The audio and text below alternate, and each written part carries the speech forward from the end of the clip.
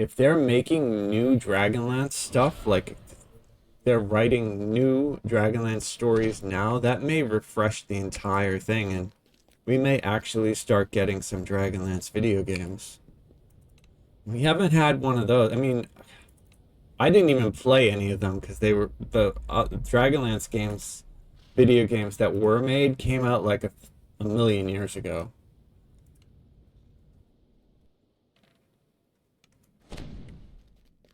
Isabelle Tremont waits for you here, atop one of Charn's lofty towers. She can help you contact Lucien Vaughn. Isabelle tells you to take Alright, so on my Dragon Lord. And speak to Lucien Vaughn.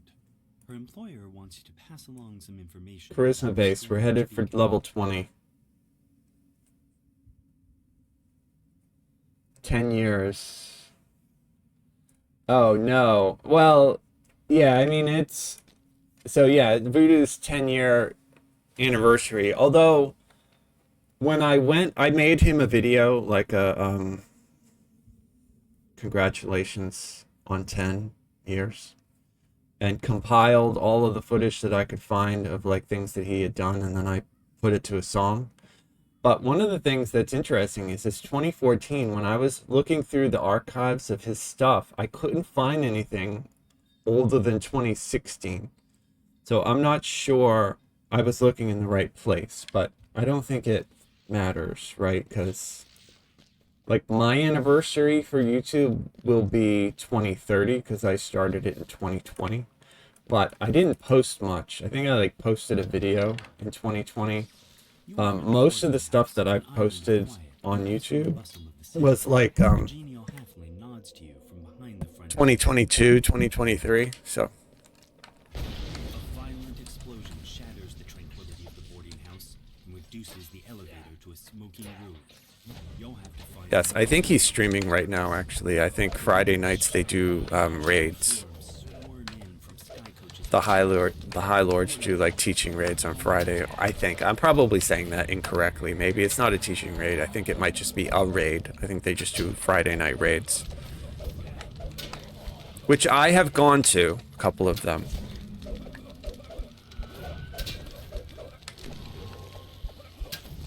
Well, we are on the TR train and we are trying to get to level 20 so I can reincarnate.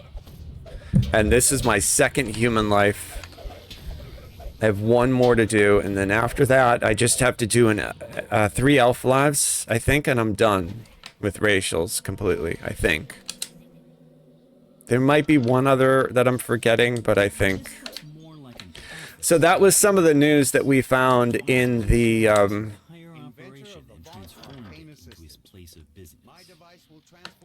the D&D news that I read about is that D&D officially is no longer calling it races.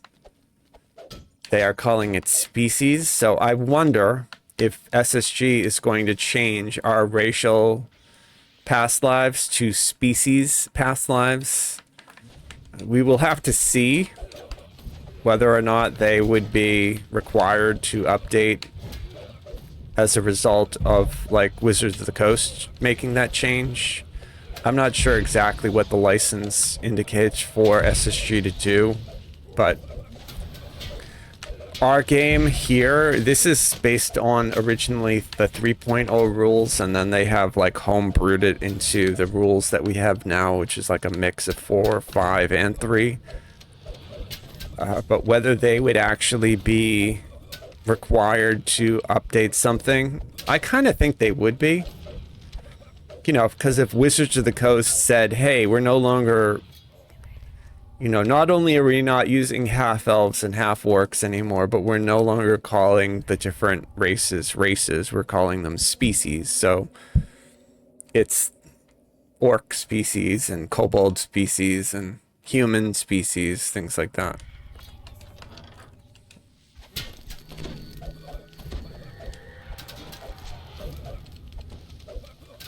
So I'm on my way to become a species completionist.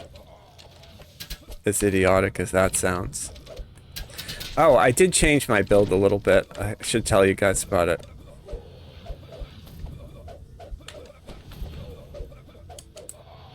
So as a test, right? So normally here I go up Vistani to get to the 4th core here that gives me celerity, which is a double strike, and it also gives me immunity to negative energy drain. But it takes a lot of points to get up that high. So for these lower points, I'm basically using Horizon Walker. So I have more to hit. I have dodge. I have permanent protection from evil.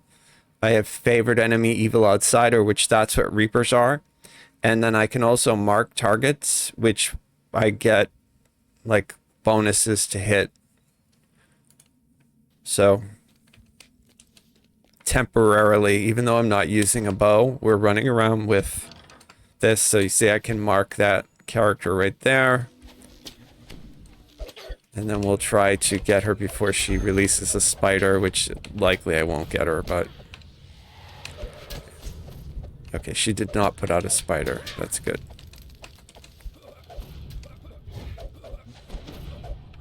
And so we're questing at level. Like, this is a level 15 quest on Reaper, which is Epic Elite, right? Not Epic Elite, Elite. So we are level 15. The quest is level 17. Most people would wait to come in here until they were level 17, but I think we'll get the biggest XP hit doing it at this level. But it's also a demonstration of how strong the character is by itself. You know, like I'm not using a hireling or anything like that, and this is R1.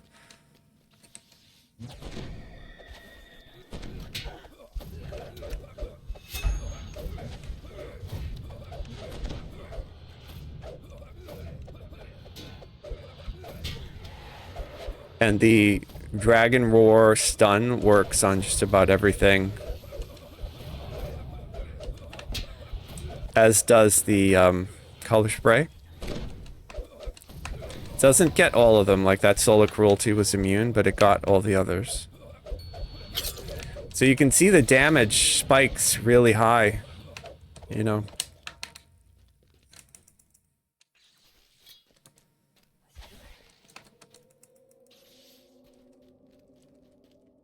I'm kind of all set though playing melee, like it's just not my thing. So I'm really happy that I'm getting through this life. Okay, we're gonna color spray this character. I mean, I burst on that one for like over 1,000. That's great. So here's a Fear Reaper. Mark the Fear Reaper. Gonna color spray it. And then we'll try to get in there and kill it.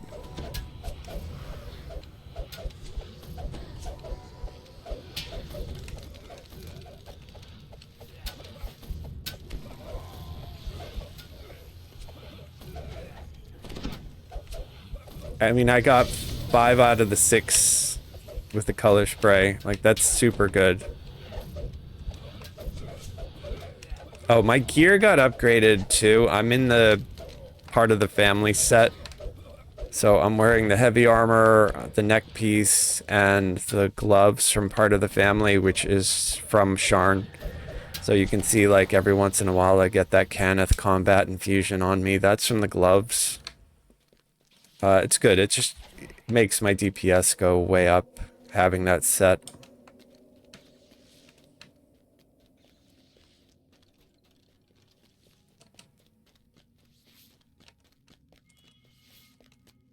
Should we do an experiment with Froggo? See if Froggo can get these. I guarantee he won't be able to, but we'll try. We'll see if Froggo was worth the money. Or if he's just a bum.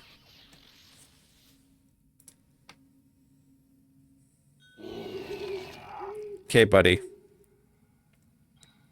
I have no buff to give you. See if you can find these traps.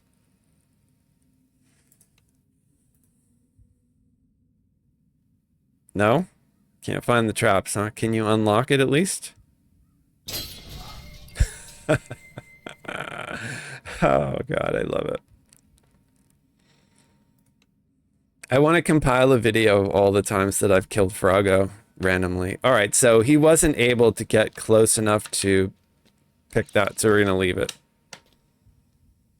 He tried. He will be remembered.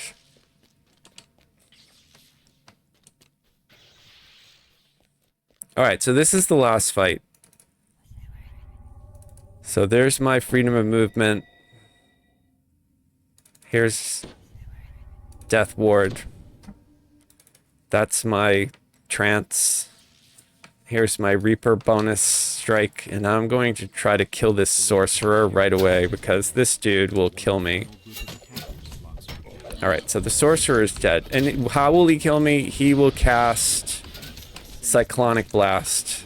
That will knock me down, and then all the other stuff will just beat me up. Okay, there's a Dragon Roar to try to stop all this trash. The crits are just gigantic. Like, it's either PKs them on a crit, or it does like 500 to 1,000. Like, some of it's so good.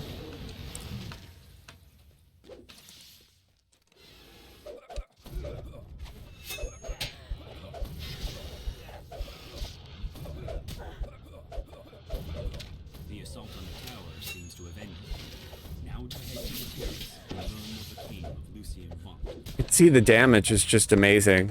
Like 90 base damage for level 15, and then when I crit, it's a couple hundred to 1,000. And this is with, you know, I'm using the Shadow Blade, so I'm not even using like a weapon that people would consider good. That's a short sword, right? So figure on the sky coach ahead matches the description of Lucien Vaunt. He seems unruffled by the attack. I have a message for you, says Vaunt. The beacon belongs to me. It's good XP. I paid the Boromar clan good money to get it, after all. Don't think for a moment that you can challenge me in my city. You're just setting yourself up for a fall. Vaunt's companion makes a gesture. I think I'm going to refresh my cup of tea before we start the next quest.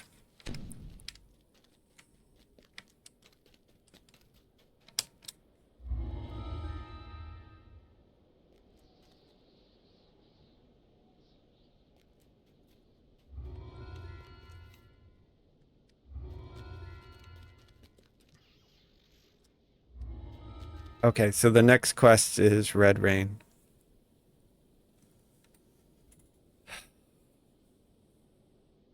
Oh, nice. That's great. No, I have no plans to grow a rage beard. So you guys can... Oh, you know what I'll do? I'll leave this open so you want to look at the build, and basically... Like, all this stuff doesn't really matter to me because this is for bows mostly, so I'm just basically getting all the useful stuff that I can until I have enough points that I could switch over to Vistani and grab the two things that I really want out of Vistani. But prior to that, this stuff will actually help me out. Like, that's good for Reapers. This is good for anybody. Like, this will keep you from getting commanded. Dodge is always good because it stacks in Reaper. Like, whereas the other ones are reduced. Like, your concealment is reduced for every Reaper level you go in. Your dodge is not. So, but I'm in full armor, so I don't really think I have room to dodge a lot anyway. But whatever, I'll take it for now. I get haste. That's good. Next, that would be good. I was gonna try Ravager, but this just seemed to have a little bit more useful stuff than Ravager. Ravager would have just given me a little bit more damage, but hope everybody's having a great night. Whatever you're up to.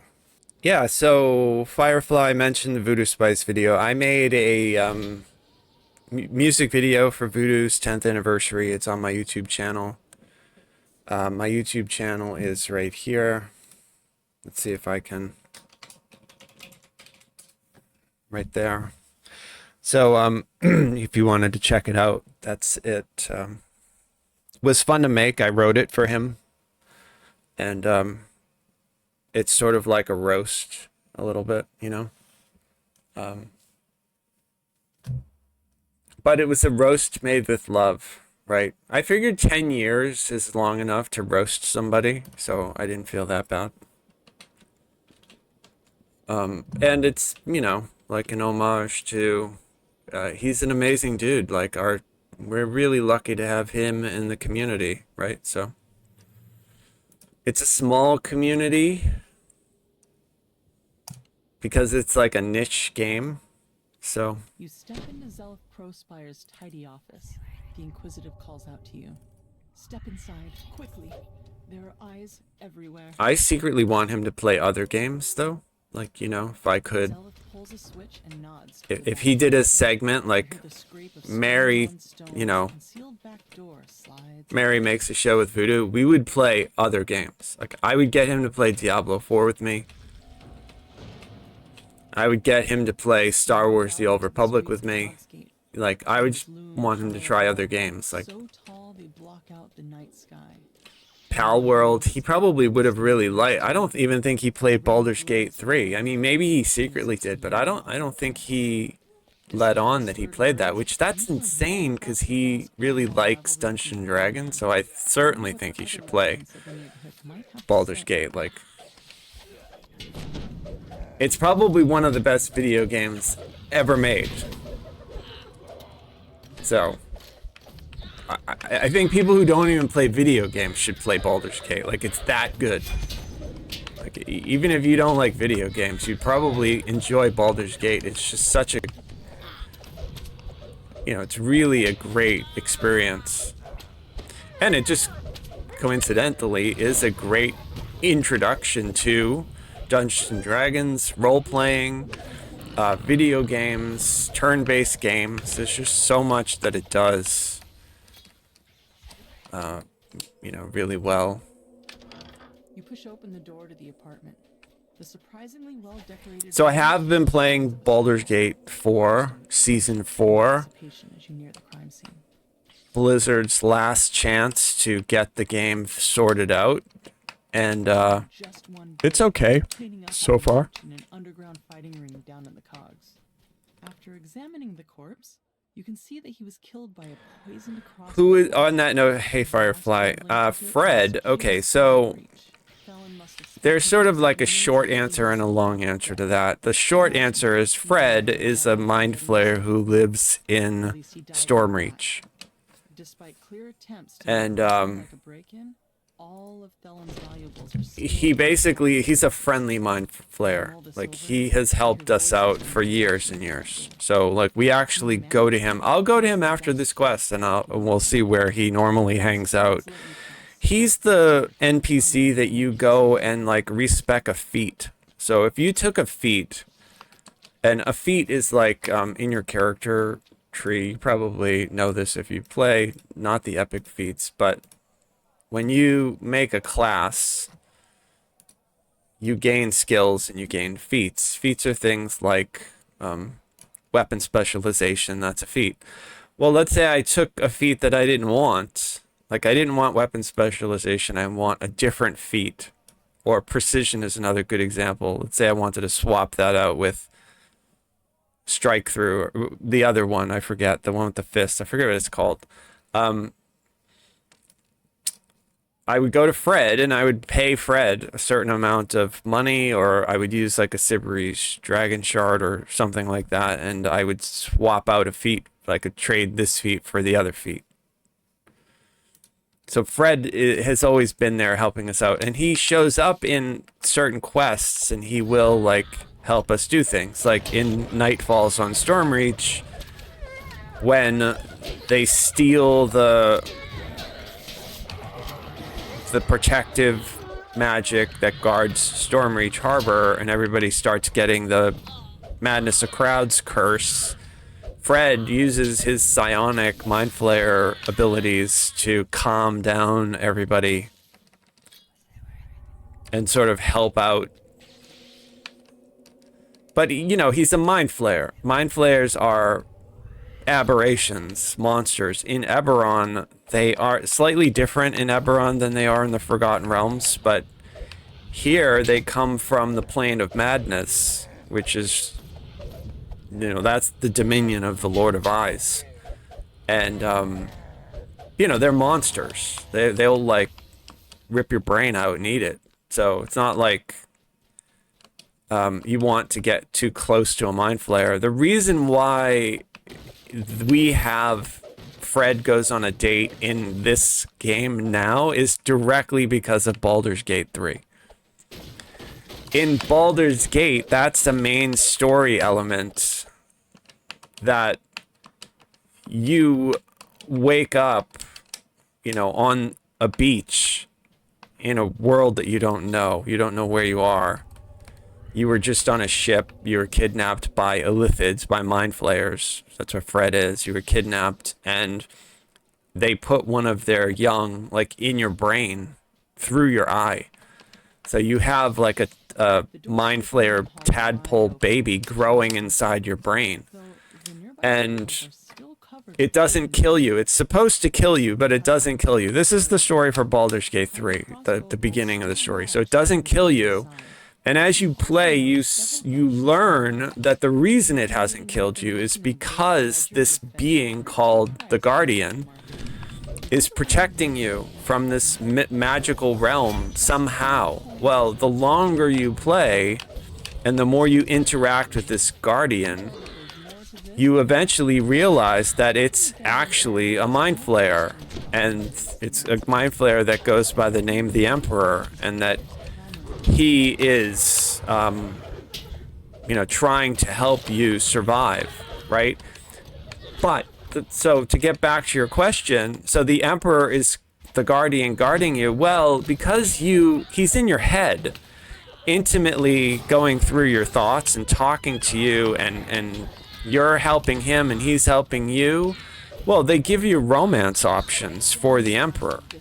So in Baldur's Gate 3, you can, if you want, romance the Mind Flayer, named the Emperor, the Guardian, in your mind, in real life. Like, you can, you know, actually, like, have a relationship with them and have a graphic sex scene with them if you really want. But the point is, like, that is such an iconic part of Baldur's Gate 3. People still talk about that. That I wasn't surprised to see SSG add in that in this game, because from a lore perspective, and this is getting a little bit over nerdy, but I told you it was a long answer or a short answer, right? This is the long answer. So the way that the lore is set up in this game that I'm playing in DDO, you certainly could make an argument, a narrative argument, that Fred is the Emperor from Baldur's Gate 3. Even though this game has been out for 15 years longer than Baldur's Gate 3, although I think they started working on Baldur's Gate 3 in like 2019, 2018, something like that. But the way the story ends in Baldur's Gate 3, if you do the canon heroic ending, right? There's like 14,000 endings to that game, but if you were to do the canon ending where you side with the Emperor and then everyone survives, well then at the end, the Emperor tells you that they are going to get lost because now they're one of the only surviving Mind Flayers. People don't trust Mind Flayers, so he's just going to go and hide out somewhere.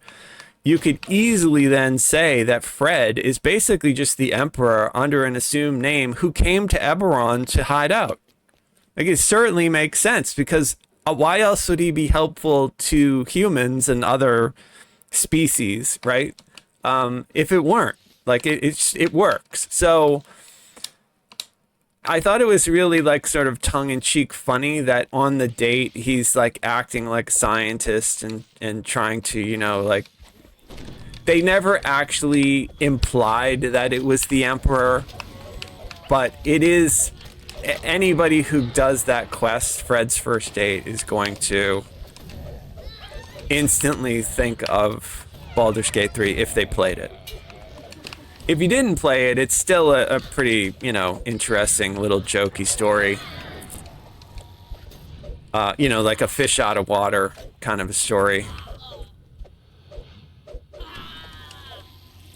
And the end is the best part of that quest. Like, the end is definitely the best.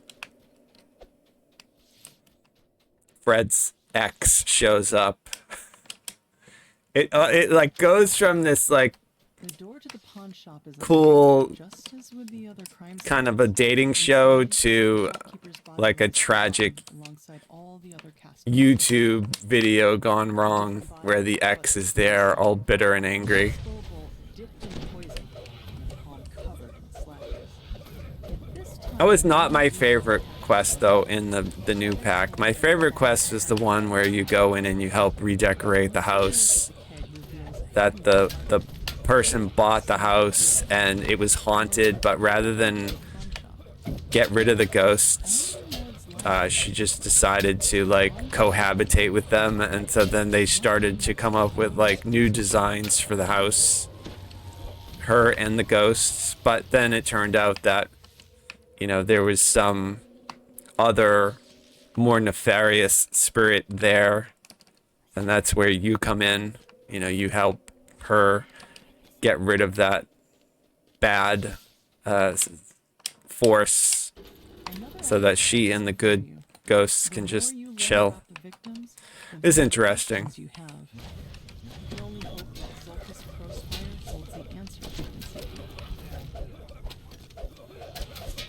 So I'm planning on making a video about Myth Drannor for my channel, and doing some research on it. There's some really interesting things about Myth Drannor.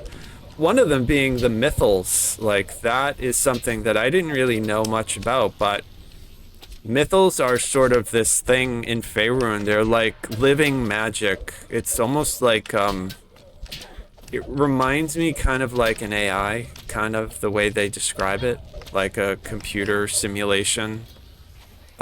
It's like a scaffold that would envelop an area, but it's alive. I guess another metaphor might be like the, on the Starship Enterprise, the holodeck, kind of the way that functions is how these mythals kind of work. They're kind of like zones where the magic is alive, and as a result, it functions differently. It's just a really interesting concept because it means that for our expansion, they could really change a lot of stuff or give us a lot of stuff. It makes me think that we're going to get wild magic sorcerer as our next archetype.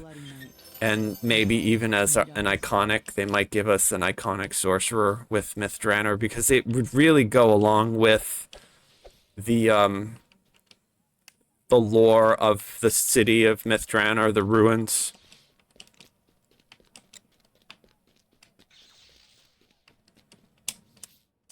The whole backstory is that it was like Myth Drannor used to be kind of like Karis Galadon, like in Lord of the Rings, like kind of like Lothlorien. It was like the center of Elvendom, and there was this ruler who wanted to make the city multicultural, and so invited all of the dwarves and humans and gnomes and halflings to live there and to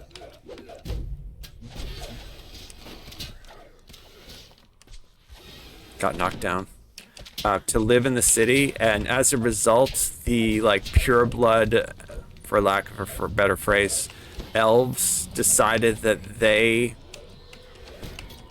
didn't want to be a part of it, so they retreated into the Thunder Peaks. And I can't for the life of me target the Sphere Reaper. I keep cycling through targets and it's not targeting the actual Sphere Reaper. Right there it is. So the elves leave.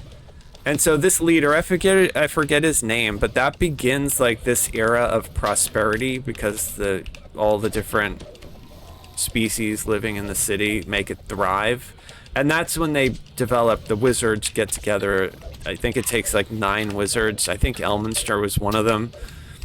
They make the first mythal that surrounds the whole city and the woods and everything about it. And so that even further helps it. Well, obviously, because Forgotten Realms is based on like Lord of the Rings, sort of. There was a massive goblin army that swarmed up from the mountains, from underground, and they raided the city, and over the course of however many years, just kept beating it down until eventually there was this big war, and there was this ruler, I forget his name, Falar or something like that, was the captain. Basically everybody was killed, and the city was destroyed by this massive goblin horde. And the goblins somehow like set up a portal to Avernus, which is like the first plane of hell, and that unleashed a whole bunch of other like hellish monsters into the city. So basically it became a really bad place to be, and they everyone died, but the people who didn't initially die, like there were a lot of wizards there. What they did is they like set up booby traps everywhere, and they like locked themselves in their towers, and like the main castle of the city was never breached. And so what you have is like, from a story perspective, is these ruins that are just filled with things that are like Indiana Jones level, like traps and crazy weird stuff. So I mean, it's a really interesting setting. Eventually somebody came along and they destroyed the gate that was set up to Avernus, so that is no longer a thing. But in the city there are over 1,000 portals that lead who knows where. People don't even know where they go because nobody has been around. Well, okay, so after the city was destroyed by the horde of goblins or whatever, the elves came back once everybody was dead, and they cleared out the horde of goblins and they took it over. So the elven court basically locked it all down, and they closed down the forest, they closed down the city. They didn't go in the ruins themselves, but they just locked it down. And I think it sat for like 500 years with nobody going in there. And then something happened with the elves. They decided that they needed to leave Faerun. Basically, it's very similar to what Tolkien did, where the elves go to the Undying Lands. They just decide to leave. So the elves decide that they need to leave and go to, I think it's called Evermeet, is their island in Forgotten Realms, which is essentially the Undying Lands in Tolkien, right? But so they decide to leave, and they just leave the woods. And what happens is that because of that, people had been like waiting to get in there because they know that there's a lot of rich stuff and there's a lot of wealth to be found. As soon as the elves leave, everybody and their brother throws on an adventurer's pack and goes in there. And so there's just like dozens and dozens of adventuring parties that just completely vanish. Like, people go in there and they are never heard from again. So there's also that, like, what's happening to all of the adventurers who went in there and are just never seen again. And there's a lot of different explanations for that, but I think from a story perspective, it gives SSG a lot of room to come up with some really interesting ideas for us.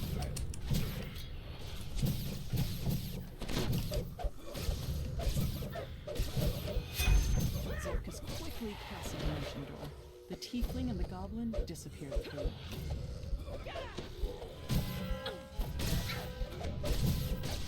But the mythals, like I said, they're still active. There's more than one mythal.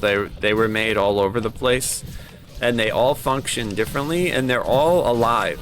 So they technically could be like spoken to.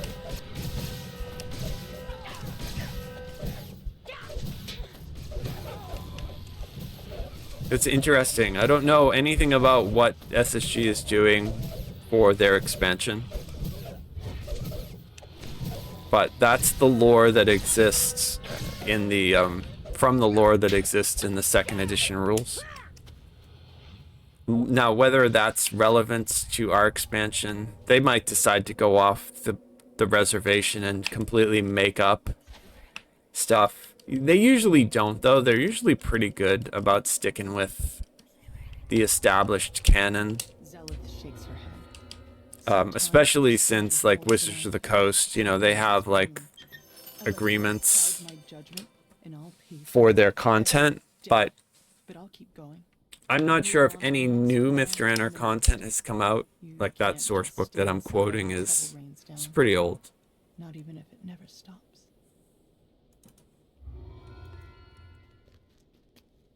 But, so we'll pick up the thread of that conversation about Fred. So I'm in House Jurasco, which is the enclave in Eberron on the island of Stormreach, not Stormreach, Zendrick, in the city of Stormreach, where this is where all the halflings are. And they run like hospitals, and underneath this maze, the garden, is Fred. Fred's right here. And if you talk to him, he calls us a pathetic light dweller. But he'll say, if you bring me dragon shards, then I'll let you swap a feat. And then you can... This is exactly what I was talking about. You can look at your feats, and then if you wanted to swap one out, you could pick one and then pay either Astral Shards or give him a specific dragon shard and then that amount of platinum. I don't need to do it, so, but... And then you can actually talk to him, like, your name is Fred? Yes, my name is Fred. At least to you light dwellers who aren't capable of understanding or speaking my true name. That makes advertising difficult, I'm sure you can understand. So I took the name of my first customer. My first customer's name was Fred. Okay, there you go. I mean, that's his story, but like I was saying, like, he could easily have been the Emperor. And they could retcon that very easily.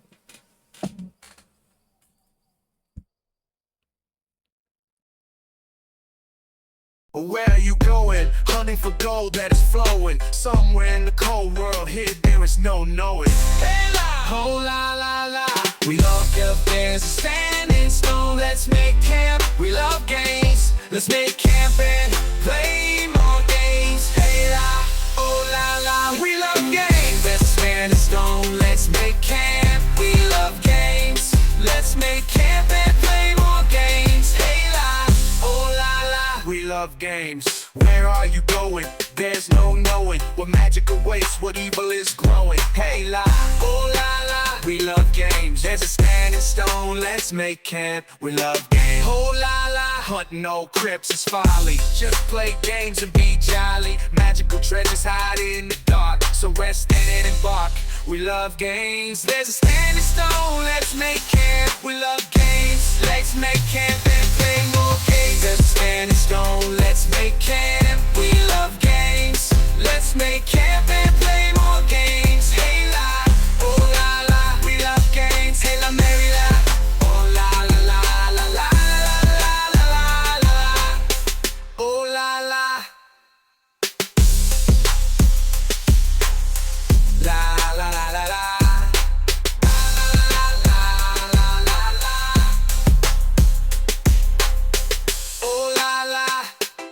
La la la la.